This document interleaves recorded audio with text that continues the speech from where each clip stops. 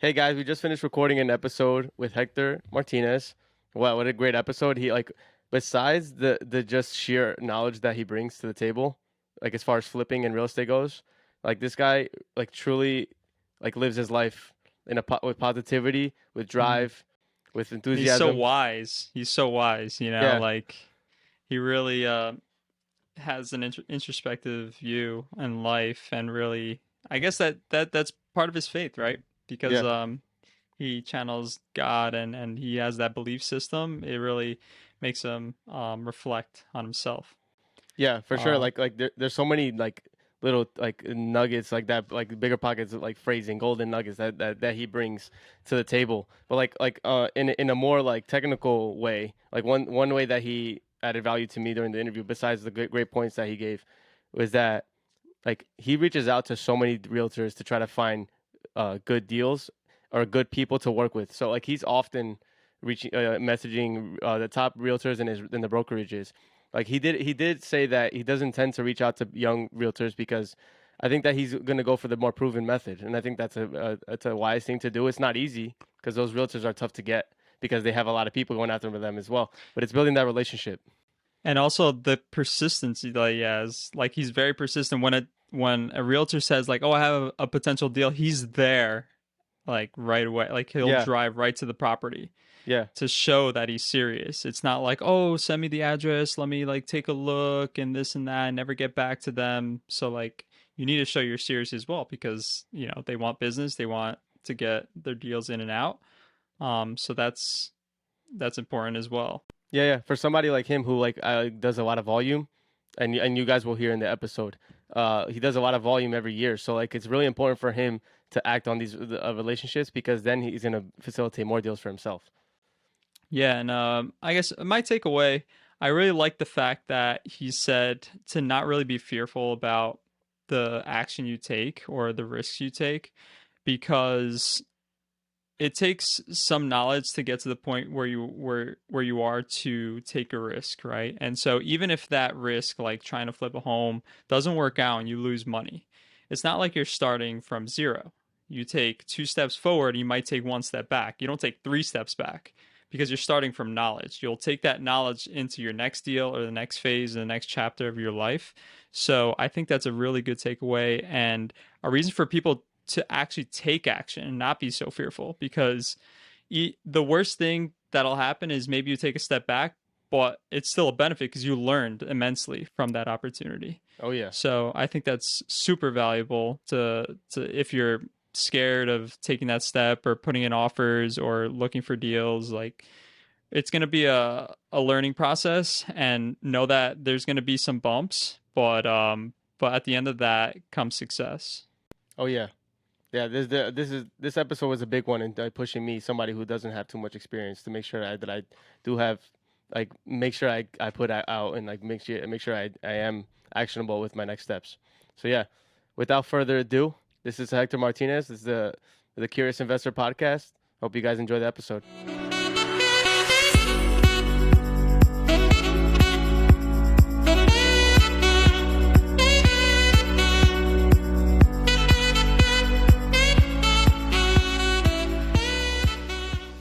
Hey guys, welcome back to the Curious Investor podcast. My name is Paulino Marquez, and I'm joined here by my co-host Philip Costa. Today we have a great episode lined up. We have the founder of UJAM Group and future flipper coach Hector Martinez. Hey Hector, how you doing? What's going on, fellas? Excited to be here. Oh yeah, we're very excited to have you. Like we think that you can add so much value to our audience. So real quick before we get started, can you please provide us a little bit of background about yourself, so that for those who are unfamiliar with what you do, they can get familiar with you. Yeah, absolutely. So, where do I start, man? I've done a lot of things, but really started investing in real estate probably about five years ago now, and I have a banking background and worked as a personal banker actually with Wells Fargo Bank, if anybody's familiar. So did that for about 6 years and had a corporate job, 9 to 5. Um, you know, pretty much worked every single day, suit and tie for a long time, and then worked my way up and became a licensed invest or licensed banker, and really started talking to a lot of people that had a lot of money, and they were investing it in the stock market and investing it in in mutual funds and stuff like that. But the guys that had a lot of money and like were really wealthy always were in some form of real estate investing. And so that was like my first introduction of real estate investing. And it was after Wells Fargo that I got really intrigued about real estate, fix and flipping, rentals. A buddy of mine was doing it, and he started like a small startup, and wanted me to join them. So left my job, the security of it, health insurance benefits. I just had my firstborn, and decided to go all in. And I did that for a couple of years. It was a different company, not real estate, but it was just the beginning of like entrepreneurship. And I worked with him for a little bit, and in the same building that I worked at. They owned that the guys that owned the building, you could say like that, they owned a construction company, but they were also investing in real estate. And so just got to meet them and kind of see what they were doing, and really just got super curious, about what they were doing. They focused more again on the construction side, so they did drywall and paint for multi-family buildings. So they worked for builders and different people like that. But the owners all had rentals. They all did fix and flips. They all had passive income from their rentals and stuff like that. And so I just began to ask a bunch of questions, and that was kind of like my awakening. Just seeing these guys like operate, in a entrepreneurship kind of spirit and vibe, and just took off from there. Just asked questions, and I think 2 years later, I did my first flip, and I can go into that later, but that's kind of my introduction to into real estate. I got the corporate experience, then the entrepreneurship experience, and then just kind of went all in. But as far as personally, I grew up in Mexico City, like I was telling you earlier.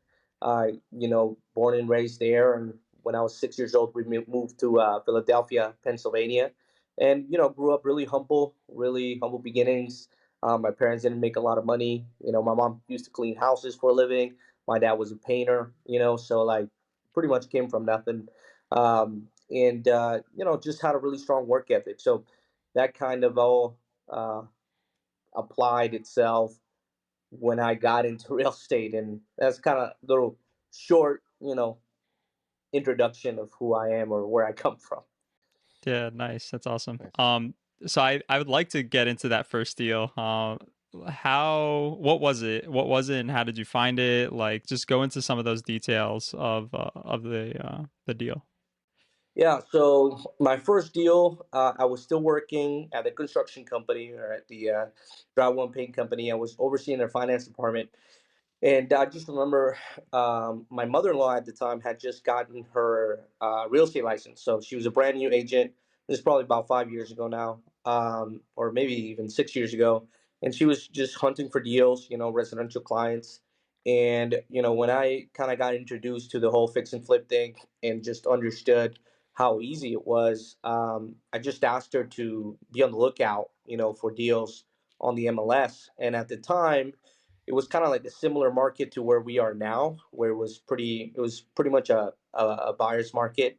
Um, and it was a slower market at that. So we went in to the MLS. She found a little property in Acworth, Georgia.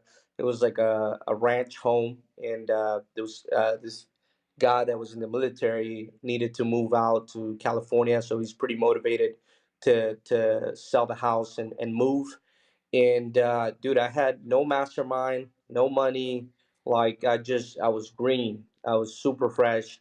But I knew that there was like a way to make a lot of money fix and flipping, just because I had seen guys at the bank and the guys at the construction company like do it over and over again. They were making great money. So she found a deal. She negotiated the guy down to I think 160,000 at the time. Um, and he accepted our offer. I didn't know what I was doing. I just knew that I needed to buy it, low enough to put a little bit of money into it, to make it, a good condition, for somebody, first time home buyer type of thing, and then just sell it and make a profit. So that was our first deal. The guy ended up agreeing, and in my local church, we had a bunch of guys that were in some form of trade, right? Like painters, the flooring guys. So I'm obviously Hispanic, and I go to a Hispanic church, and a lot of the guys are just in that field, in different industries of you know the labor force, if you will. Hmm. So I just started asking all the guys, like, hey, can you help me with this, can you help me with that, and little by little just started building my own little team, and went into that property at 160. I think we spent probably about 40,000, um, with materials being pretty low at that time, not Hmm. as what they were like 2 years ago, and we just remodeled the kitchen, the floors, the paint. It was pretty much a lipstick rehab. We didn't do like a full gut. We didn't replace the bathroom, or we just kind of did a lipstick, just on property, did the landscape. So we spent about 40,000. So I think we were all in for like 210 or something like that, and we ended up listing the deal, and I think at the end of the day, we ended up selling for like 250, 260. I don't really remember right now, but my take was $11,000. I remember that number, and I remember that because it was kind of like a joint venture with my mother-in-law and I. Hmm. Like, she put up some money, I put up some money. I actually borrowed money from my boss from the construction company, and it was my first private money loan. I just didn't know that that was what it was called in like this industry. Yeah. But I just asked them to put it on a note. I did a promissory note. Again, I just went on Google and found it. I didn't have any guidance or anything, but when you get hungry for something, you kind of start exploring, like, okay, Yeah. what can I do to make this happen? So I just went and started researching the crap out of these notes and all these things, and finally got the money. I think I borrowed 25,000 or something like that. She brought the rest of the money, and yeah, walked away with $11,000. My first deal. I think she walked away with the same. So I think maybe the profit was like, I don't know, 25K or something on that first deal. It was a profitable deal, and then I just got hooked. Like, after a single check, I was like, this is it. This is what I want to do. So that first year, I did probably about 10 flips after that. And again, Wow. it was just borrowing money, meeting people. After people, I got pretty lucky, pretty blessed, I would say. I met a private money lender, my first year, of flipping, like outside of my old bosses, who they still lend me money to this day. But um, I met a true private money lender that was financing 100% of the deal, and so he's still one of my top private money lenders to this day. And yeah, that was my first deal. uh, could you just explain what a private money lender for those who might not know? Yeah, and you guys have to slow me down because I'll go on a bunch of and I'll just keep talking. So if you don't tell me, I'm gonna just keep going. No, we got So you. private money is essentially money. This is what I consider private money, but Hmm. it's money that is lent to you by friends or family members. People that are wanting to invest their extra cash, or their savings into a real estate deal. So that's private money. Versus hard money is essentially, a non-recourse loan, where they're basically using real estate property to kind of secure the loan that they're giving you. So difference between private money lending, the private money doesn't necessarily have to be attached to a real tangible asset. It could be attached to a promissory note, or something else. But a hard money loan is always attached to the asset, and they kind of base what they can let you borrow based on the value of that asset. So Which so out of those two types of like private loans, I guess you could say, or like two like ways of getting funding for a deal, like which one do you prefer? Yeah, so the way I finance most of my deals is through private money. So there's different people out there that lend their own cash. Sometimes you can simply secure it by a promissory note, or just like a term note that gets attached to the property. It's almost like putting a lien on a house, that type of thing. Um, but what do I prefer? Private money is a lot easier to work with. It's a lot more flexible. It's definitely easier to manage. You're not there's not a lot of red tape. With hard money, you have to sometimes get an appraisal on the house. You have to qualify for certain things. And even though some lenders promote that you don't have to have a good credit score, or you don't need any documents, you're paying a price for that, right? So like, if you're getting good hard money, you have to have those things. You have to have good credit. You have to have just your ducks in a row, if you're going to get good rates for hard money. But I prefer private money lending. So like getting that money from people that you know personally, like there's definitely that kind of like I would feel, I would assume, I never had this situation before. So like I would assume that there's some sort of pressure to make sure that they get that money back in For some. sure. So like how do you guarantee, like or do you feel confident every time you take money from them? Like how is that feeling? Yeah, I mean, it's definitely an interesting thing, because it's they're really putting their trust on in you, and it's definitely a lot of pressure. But I feel like that pressure has helped me get to where I'm at. I've done many six-figure deals. We've done last year, I think we did 67, 68 deals, fix and flips. So but it's because of that constant pressure of like making sure that we're doing everything right, because there's people depending on me, type of thing. So I personally really drive it. I'm driven by that. But yeah, what I was gonna say is, private money is definitely easier to work with than hard money. But what I do a lot of the times, I'll borrow. This is a tip for anybody that's starting out that really has no money. But what I do a lot of the times is I'll go to a hard money lender, right? Like these national guys that are like lending home, for example. They're Kiavi now. There's another one called Civic Financial, Lima One, like all these national hard money lenders. Uh, they'll give you 70, 80% of the value of the house.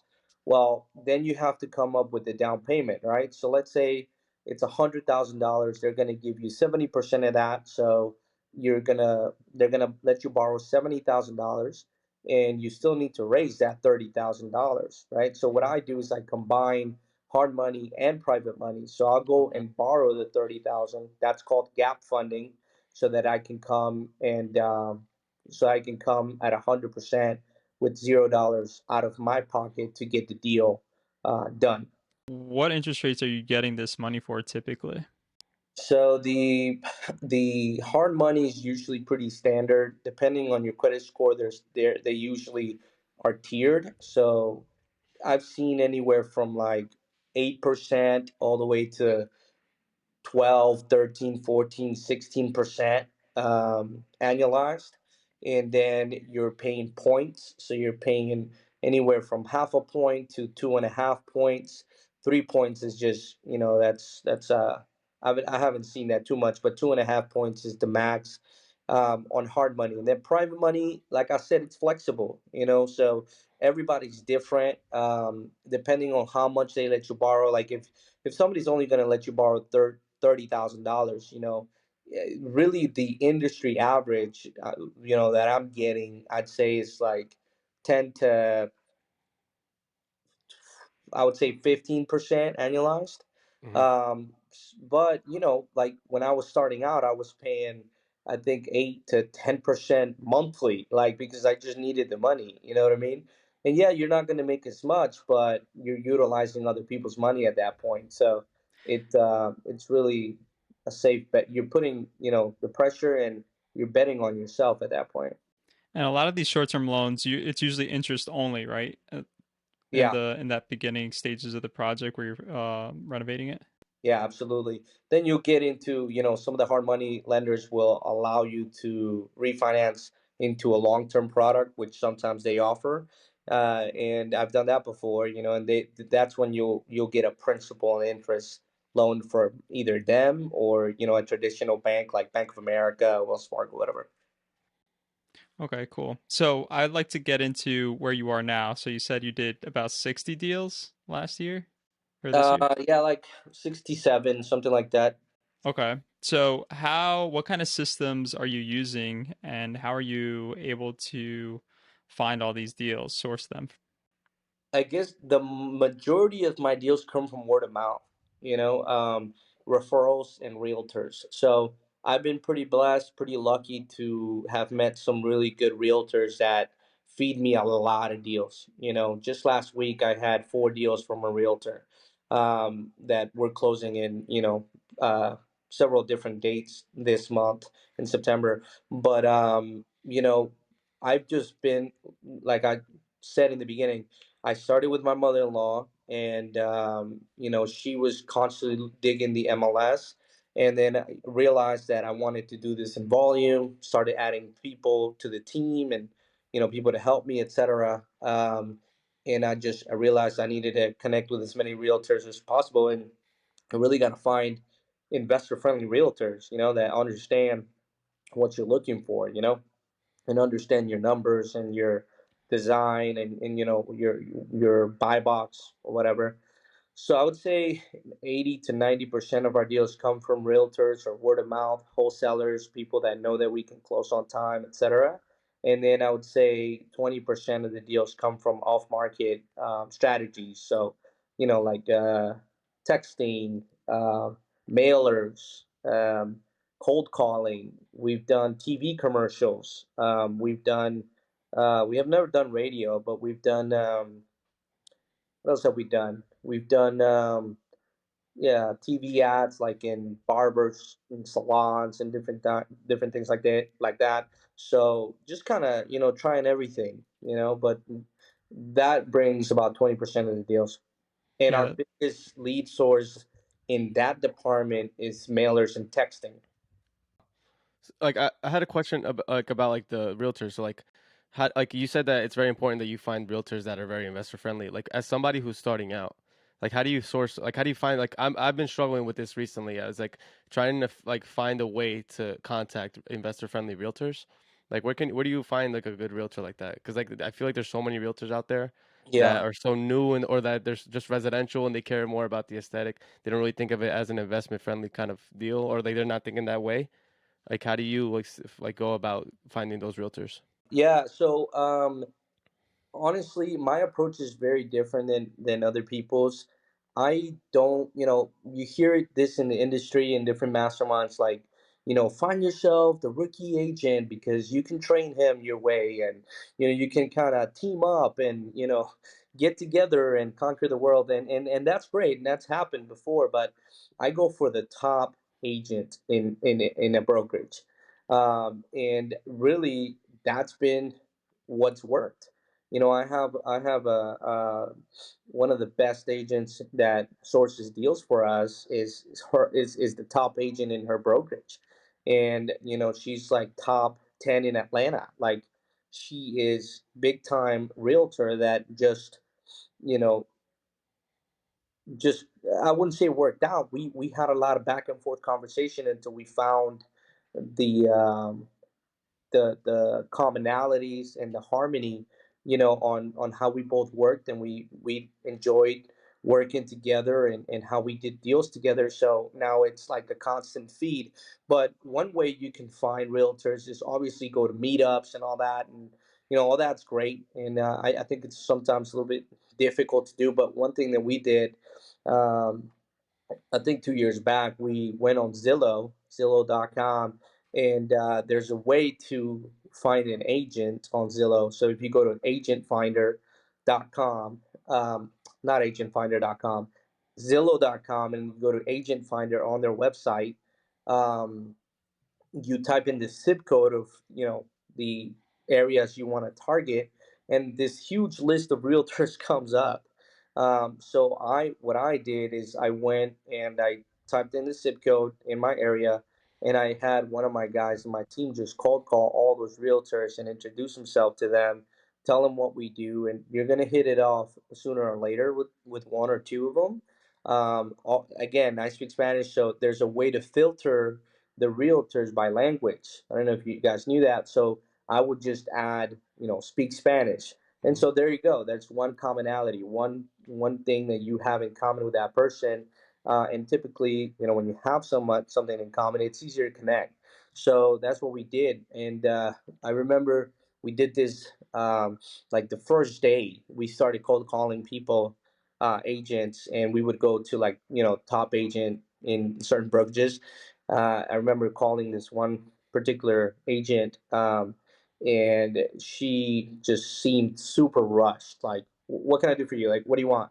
And that's their mentality. Like when they hear investor, they tend to think like, oh, I'm not gonna submit lowball offers. Like, I'm not gonna deal with this guy. But I could hear it in her voice. I remember I was in the car with the guy that I had him calling, and I took over the call, and I said, hey, I just went straight into it. Look, I have X amount of cash to deploy.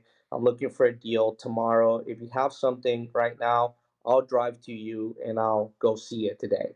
And sure enough, she was going to look at a property, from one of her clients, a pocket listing that was a little beat up, and it needed some work. And she was like, well, look, if you can meet me right now, you guys can come and we can look at the deal.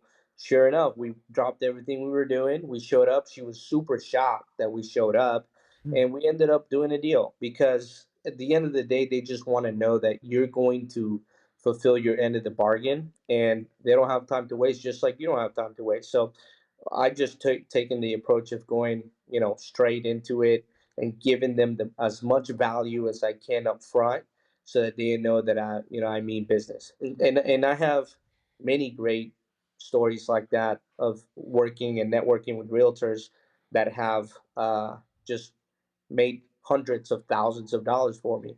The last thing I'll say in that specific question is your social media. I have another realtor, my second top tier realtor, found me on social media. She messaged me. She said, "Hey, I know you probably get these messages all the time, but I'd love to connect with you. I'd love to just chat for a few minutes. Here's what I can do. Blah blah blah. I'll give you a discounted rate on listing, and I have leads that I can refer to you." And of course, I'm going to call that person. So I Mhm. called. We had a short conversation, and boom, like we've gotten a bunch of deals. I literally mean a bunch. Like, you can go on tax records today and see that we purchased these deals with this agent involved. And it was by just posting what I'm doing on social media. Sometimes I sound stupid. Sometimes I feel like my stuff is replayed 1,000 times. But the reality is people are watching, and you don't know who's watching, and you might just hit it off with somebody. Yeah, I really liked how you really emphasized building those relationships, and like you made it seem so easy, but I'm sure it wasn't as easy as as it is, because I'm sure that you went out to many properties to show that loyalty or consistency with these agents, to show that you're in the game. You're not playing. You're a serious buyer. Yeah. So you just did it enough times where eventually you stuck out and deal made sense, and now that agent, I'm sure, comes back to you over and over again.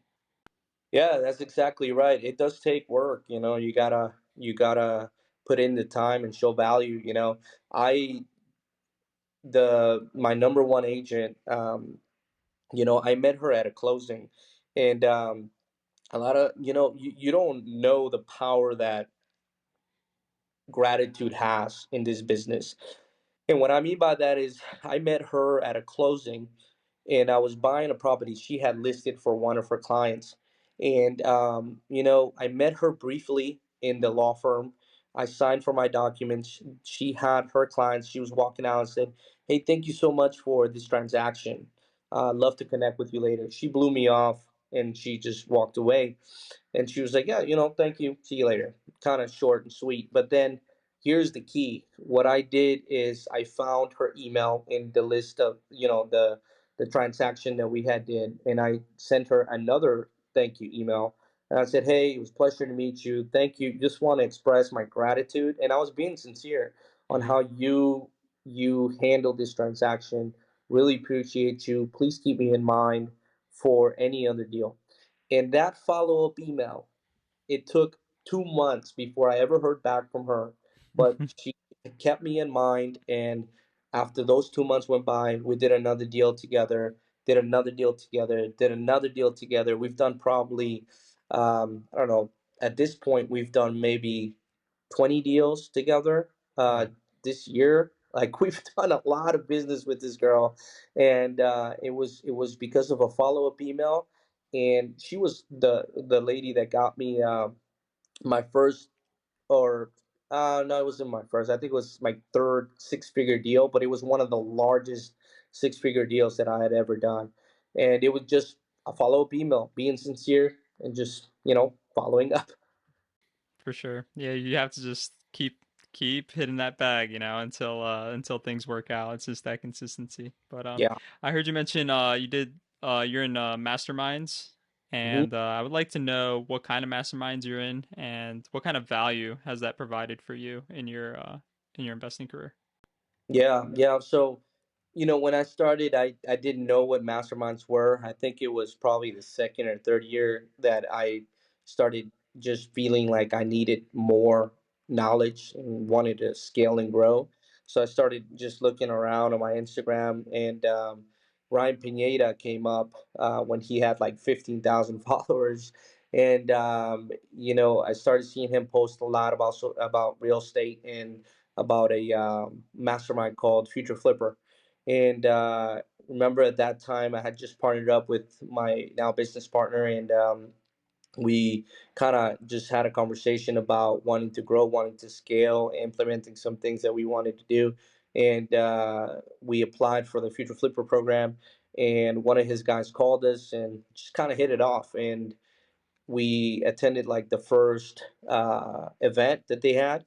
And at this point, they weren't doing like these massive events that they do now. It was probably like maybe 25 of us in a room and just kind of dissecting each other's business. But what I learned from the mastermind, and the reason why I think people should be in a mastermind, is not necessarily for the knowledge or the spreadsheets or the tangible items you get, even though that's very, very valuable. It's for the network, it's for the people that you meet. So, it was a very expensive mastermind. I had never paid that much for education in my life. But, I feel like I paid for the relationships. And out of those relationships, we've done many deals together with the people in the mastermind. We've found private money lenders, we've found other hard money lenders, and obviously, I became a coach with them. I do content for them, and I get integrated into their smaller circles. And it's a blessing because you surround yourself with people that know more than you. So you're only gonna grow and kind of learn from what they already know. So we're part of that, and recently we just started exploring Collective Genius down in Tampa. And I think you have to have a certain amount of deals done, or certain you have to have certain amount of uh, revenue that you've hit, or something. It's more exclusive from my understanding. But again, it's just the way I see it is just the network. It's just connecting with the right people at the right time, and scaling your business that way. I agree 100%. Like when I'm the mastermind I'm a part of, I don't think if I was a part of that mastermind, I would be in where I am this year. Right Sure. now, we purchased we were in the last 3 or 4 years, we wanted to buy shirts and rents, we just never did it. And then this year, once we entered into the mastermind, in 4 months, we had one under contract and a Uh, co-host deal signed. So we're managing for another investor. that's all. So no doubt, hands down, the mastermind definitely put us in the right spot and the right position to get to that level. And like you said, mastermind is bringing all those minds together and trying to resolve situations that or give insight on certain things you see in the market or different tools that will benefit people's businesses. So just like helping each other out is really like growing together, and it has a lot of power for sure. I'm sure both of us are great examples of that. Yeah, for sure. I mean, I think, another thing that being part of a smaller group or a small circle does is it provides accountability and celebration. You know what I mean? So, Hmm. Yep. accountability, because we're meeting twice a week, sometimes three times a week, in a smaller circle, like, hey, what are you doing? How can I help? Just kind of venting, sometimes like this business is stressful, man. Like, you get fined by the city, you get sued by the neighbor, you get your contractor walks out on you, like all, this business is very stressful, but having people that understand the game, uh, and kind of help you stay the course is definitely beneficial. And then the other thing is celebration. Like, it's hard for me to go to my high school friends or people that I kind of grew up with, and celebrate a six-figure deal, because they just won't understand it. Some of them may not make that kind of money ever in their life. You know what I mean? So it's celebration aspect is also a big win for when you're part of a smaller group or a mastermind like that. So that's why we try to join as many as possible. It's hard to like understand the value in that, considering that I don't have a real estate property myself. Like, do you think that's something that somebody like me would benefit from joining? Because like I don't have any, like a majority of my investing is in the stock market, and I'm trying to transition into real estate just because I've had the same realization that you did, that you explained earlier on, is that the most wealthy people that I know are involved in real estate, and it's not necessarily saying that the margins are different or whatever. It's just like those guys, for some reason, have a little bit of fire in their belly. This is just so different. So, like, do you Yeah. think a mastermind would be something that I would benefit from, or do you think that I should get a deal first and then like try to find a mastermind to Oh grow? no, like if I could do it all over again, I would have gotten into a mastermind beforehand, Oh I would yeah, have learned as much as possible before getting into my first deal. I think that $11,000 check would have been a 21, 31, $41,000 check had I bought the property lower, had I, done less renovations, but I just didn't know any better. So no, I think it's super beneficial, but doing what you guys are doing right now, like even in this kind of setting of a podcast, like you're automatically building a relationship with people like myself. And now you can text me, you can DM me, I'm going to answer. You know what I mean? And you're going to automatically get the knowledge in the front end. But what I see a lot of people do is they don't take action after that.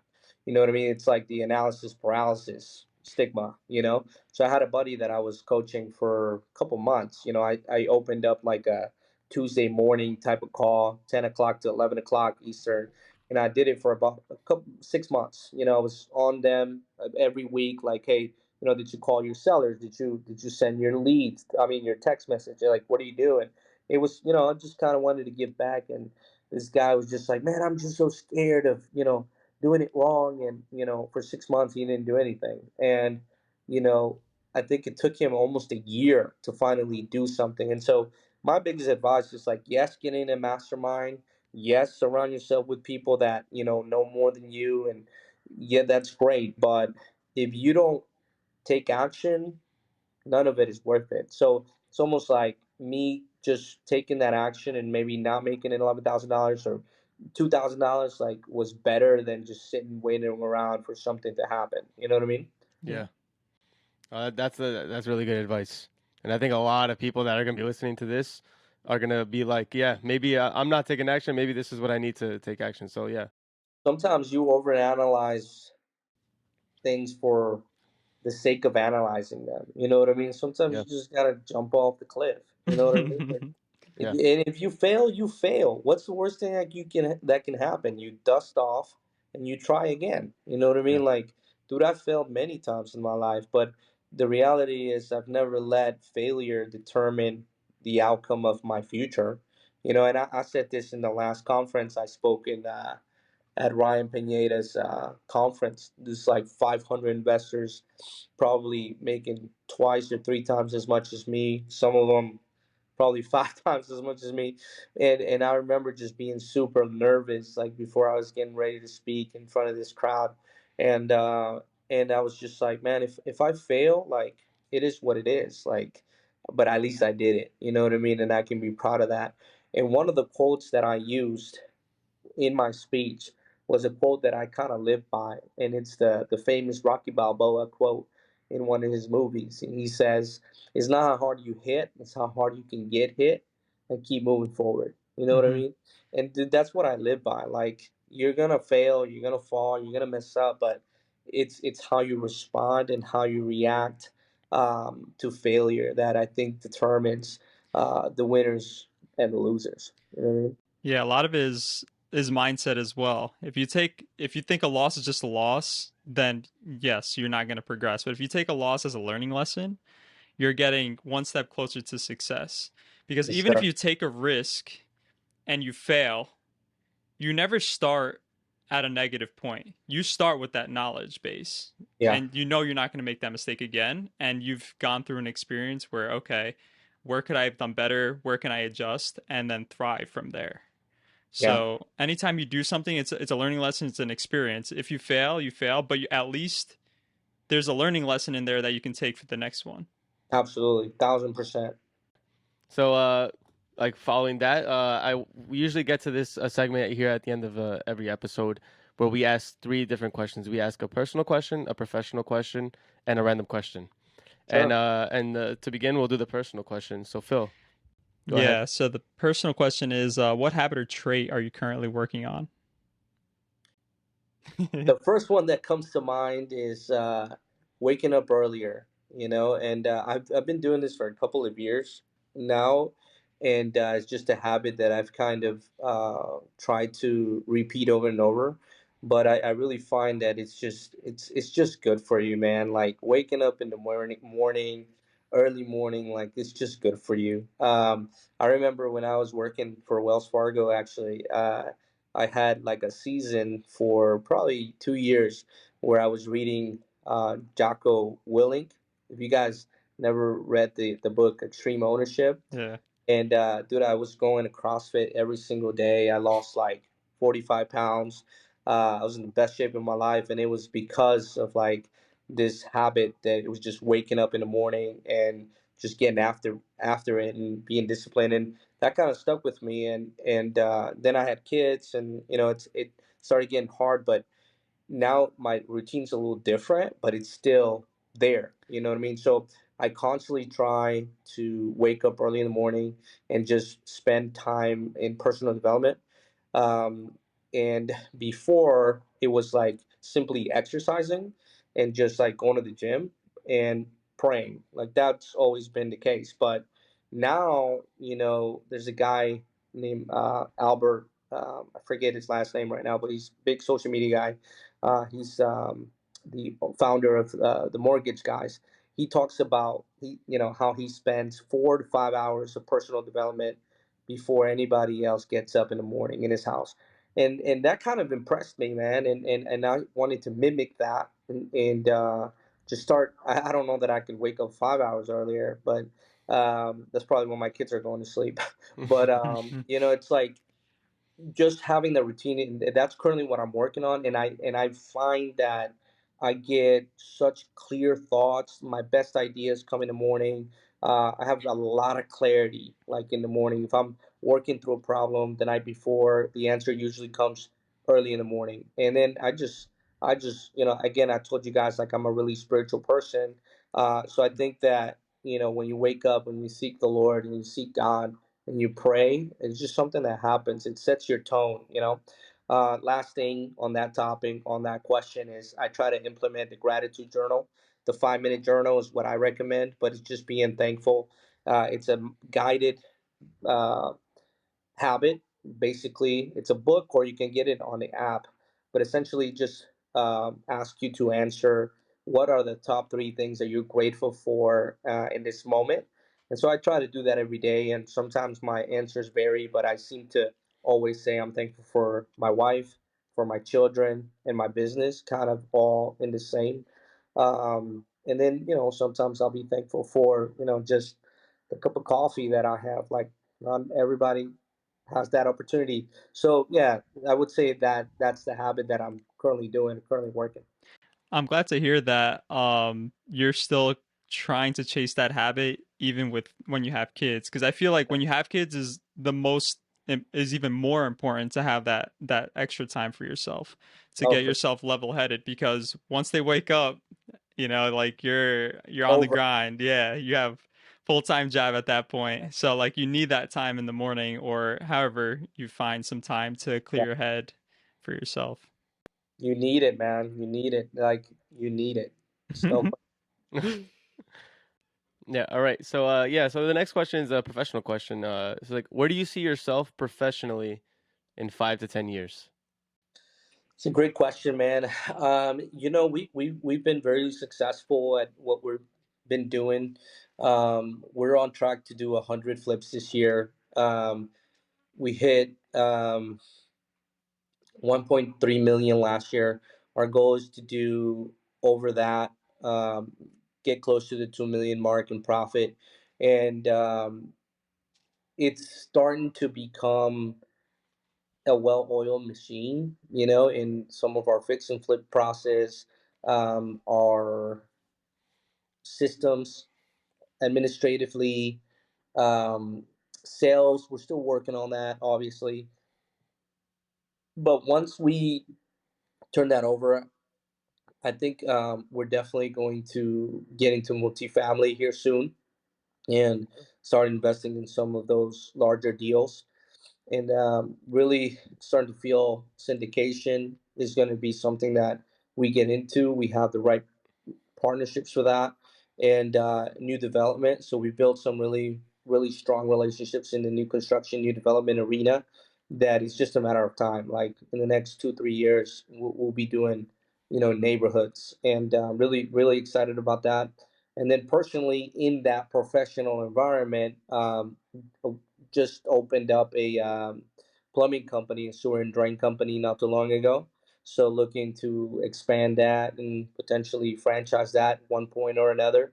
And we just started this new company called Thousand Hills, which is essentially a flip for you model. So we're taking our systems and our operations on the fix and flip side and going to new investors or seasoned investors and saying, hey, we'll handle the flip for you, and we'll get it, at a good price, and we'll handle the bookkeeping, etc. So that's kind of what I like to see that grow. But I think that's where we're headed in the next 5 years, alongside of just coaching, mentoring, probably still, and doing some more conferences like in the faith entrepreneurship space.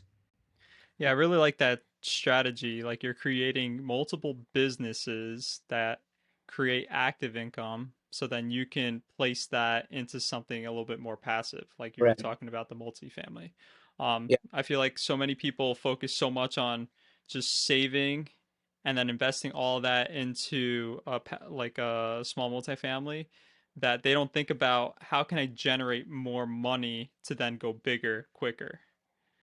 Yeah, I mean, I think for me, it's just been like create a lot of active income so that later on, that active income is still going to be ran by your integrators or the people in your COOs, and then eventually you become I don't know, just kind of like a board member or whatever the case may be, right? But I think those uh, machines is what's going to funnel, the passive income down the line. So right now, for me, it's like I got to work as hard as I can for the next couple years to create, these just money printing machines so that can we can buy the really passive stuff, and that's what I'm after right now.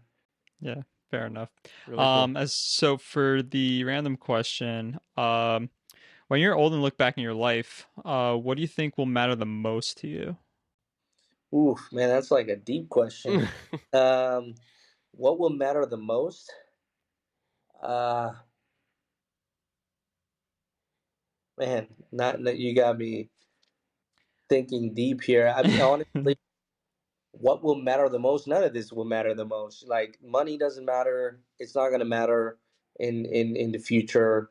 I think what matters most is your relationships, the relationships that you built, and how you steward those relationships. You know what I mean? For me, I really think that the way you handle relationships, the way you steward relationships, how you talk to people, how you make people feel, and who God puts around you, and what you do with those relationships is what matters the most. You know what I mean? So for me, I think when I look back and I'm old and I'm looking back, I just pray that the relationships that I've created would be relationships that were meaningful and weren't fake, and weren't just transactional, but they were rooted in something greater for a greater purpose. And my biggest thing is like just leaving a legacy behind, and just saying, you know what, yeah, my dad was a hard worker, but he never missed a game, and he never put work before his family, and he always managed to be here somehow, some way. It's hard, but I think that's what matters most is just the relationships, and obviously, your relationship with God. For me, I think that's the biggest thing. It's like everything will fail, everything will fade away, but your relationship with God, again, for me as a spiritual person, that's what matters most. Yeah, this is such a powerful question. Like people, they live their lives without knowing or putting themselves in a position in the future, right? Yeah, They're just in the grind. They're doing what they're doing. They don't even know why they're doing it at right. times. Like they don't know what's pushing them to make more money. Like what is the true value? What's the true purpose in living, right? And so it's good to think internally, like how, like when you're retired, what can you look back on and be thankful you did or not be regretful about? Yeah, love it. Yeah, Yeah. I agree, 1,000%. Yeah, I couldn't agree more. Like literally the whole purpose of all this is like we're trying to build wealth for our generations to come, but it's not for the sake of making money. Like I want to be there for my kids. Yeah, I want to be able to go somewhere where, like I say, my kids are playing a soccer tournament because I foresee that in the future. Like I want to be able to go to those soccer tournaments that are away. Might have to take a few days off work. Like if we don't have that type of entrepreneurship, I feel like that's hard to do. yeah. Eh, So like I just want everybody in my life to feel that like I want to be generous. I want to give back to my community. I want to do something with that money that's purposeful. That's why I want to build my wealth. So Yeah, I think it's so true, man. Like, one of the things too that like I really highlighted and it's fresh, and that's why I'm bringing it up. But I highlighted in the conference when I was speaking in front of all these investors was like, you get to a place where you're like, dude, I'm making serious money. I got the boat, I got the car, I got the airplane. I don't know what it is, right? But you're doing great. But then you have to ask yourself this question. It was like a powerful moment when I was speaking. Like I felt it like in my insides. But I said, like, remember why you started in this journey in the first place. Because some of these guys are seasoned investors, right? They've been doing it for like 10, 15 years, whatever the case may be. And you get to a place exactly like what Philip said, like, why am I doing this again? Like, it's what's the reason? And for me, it's like a constant reminder, and that's why the daily morning routine is important, because like I have a spreadsheet that I look at probably once a week, and it's like my vision board. And it's an affirmation board, vision board, a prayer board, like all in this combined setting. But essentially, it's like it reminds me of the why, and the why was exactly what Paulino said. It's like it was for my family. It was so that I didn't have to be tied down to a 9 to 5. It was so that, when I was 13 years old, my father died of cancer, and he didn't leave a life insurance policy. He didn't leave a house behind. He didn't leave any money behind. If anything, and I don't blame him. He didn't know any better. But, uh, if anything, he left debt. Like my mom had to foreclose on the house. Like I remember that as like a teenager. And so for me, it's like that's what drives me. Like that's what matters, right? Like when I look at my vision board, it's like, okay, I'm doing this because I want to set up my kids for if in case something were to happen to me, or if in case, I don't know, something was to go down, like we're gonna be covered, and they're gonna be fine, and then their generations and their children's children's will be taken care of. And so, yeah, it's more than money. It's more than houses, more than businesses. Like, it's about what you do with all that, that you've been given. And I have this famous saying, I always say this. It's we're blessed to be a blessing at the end of the day. You know what I mean? Oh yeah. All right. There's no better way to end on that than that Yeah, note right there. That's very sweet. Yeah. So like yeah, we appreciate you so much for being here and being a guest on our show. You for provided us with sure. so much value. So yeah, we appreciate you being on. And yeah, before we let you go, is there anything you want people to know about what you're doing or social media, like your company? Like, is there anything that you want to let the audience know about? Yeah, no, I appreciate you guys for reaching out. Didn't know what to expect, but it seems like you guys are doing, some really powerful things. And I love the name Curious Investor. I think having that curiosity as a person leads to some really good things. So I appreciate you guys having me on. And if people want to follow me, I'm on Instagram mostly. It's where I'm mostly active, or Facebook. But my handle is Hector Martinez .rei, real estate investor. Started YouTube. It's not going very well, but we'll get there. But Consistency, man. Consistency, Yeah. right? Like we were just talking about it. You just got to keep doing it. you got to keep pushing it. I just Yeah. got to take the reels and what I post on Instagram and just repost it, but I haven't got. Yeah, we're But trying to learn that yeah, process too. yeah. Yeah. But yeah, everybody can find me there. And then UJAM Group is our company, and we're always looking for investors or good people to just connect with. Man, I'm in Georgia, so anybody in Georgia, feel free to hit me up. All right. Yeah. Thank you again once again, and you can find us at Curious Invest FI on Instagram. So yeah, thank you again, Hector.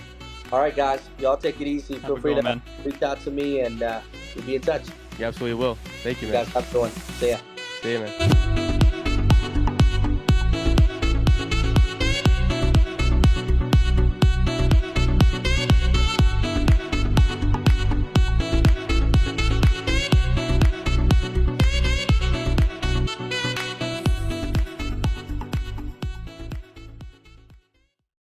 Hey guys, I hope you enjoyed the show. If you like the show, please leave us a review on Spotify and Apple Podcasts.